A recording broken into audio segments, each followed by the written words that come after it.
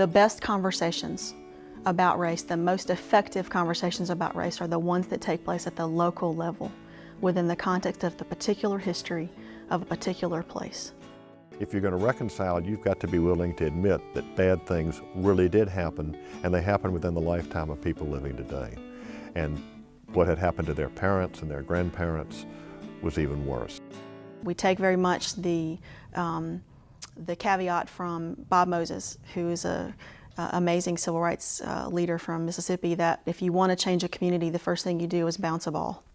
That you draw in young people who are often fearless, have great vision and passion for the future, and when they can get engaged in making their communities better, they often pull us old folks along with them.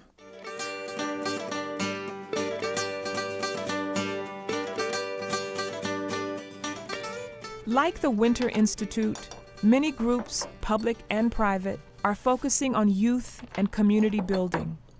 The Columbia Urban League sponsors hundreds of internships every year. This program started over 30 years ago. It was really designed to help young people to see the connection between education and work experience. I know the saying, it takes a village to raise a child, so it might not necessarily be their parents that give them opportunities, but like the church members, other family members that give them opportunities like these, so they will learn how to conduct themselves and won't always have to look in the media and say, oh, that's how my race is, that's how we are. You know, we can do these things and say we're better than that. We can overcome the stereotypes. Many of the employees that we've had have never had close-up experiences in working with young people, particularly people of the minority community. So as a result of that, it has given them a broader perspective. We must realize that people are products of their environment.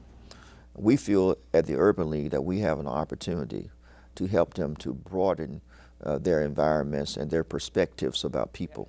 It's the only way we're ever going to succeed, and that means working to create mechanisms in which you do break out of what I see as people's comfort zones, break into relationships that stretch you across class and racial lines. And I think in the end, it's not only healthy for the society, it's really the only way we're going to survive. People are going to be forced into seeing things and behaving in ways that are different from the past. It doesn't mean you can't still be polite and have our dripping accents and all the stuff that we're known for. But there's going to be a willingness to move and to change because the environment around them is going to be so dramatically different. Well, in some traditions, we evangelistically talk about witnessing. But is there a possibility of a listening witness then? Just genuinely trying to hear what the other is saying. And then it's an exchange, so that I expect then and am willing to change some of my own perspectives because of the process then. Reconciliation is a critical importance in the Christian faith. You know, it is the reason that we celebrate the big thing about our faith today is the fact that we forgive people who have punished us or who have done things against us. And even more important than just forgiving them, we welcome them into our community or into our circle of friends. I grew up in Montgomery, Alabama in the early 60s and was there when the Montgomery Public Schools were desegregated. In 1966, I went into Mr. Hall's science class at Meadowgrass Junior High and sat down at my desk, and one of the first African-American children sat down right across the aisle from me. Her name was Tessie. And I decided, being a 13-year-old, to try on hate. And with much malice as I could muster, I looked her straight in the eyes and used the N-word. She didn't flinch. She looked at me straight in the eyes, and I could see anger, I could see helplessness, but above all, I could see her pain and her hurt.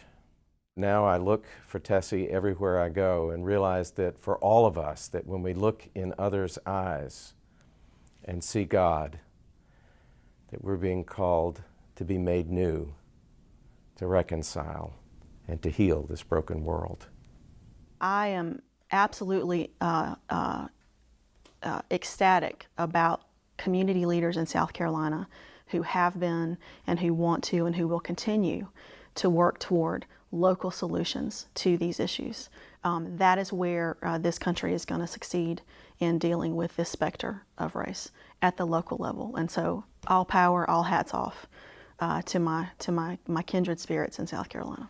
Winter Institute has a good model that's worked in Mississippi, and it confronts the past without laying blame for the past, as it were. It leaves people feeling whole after the process is done.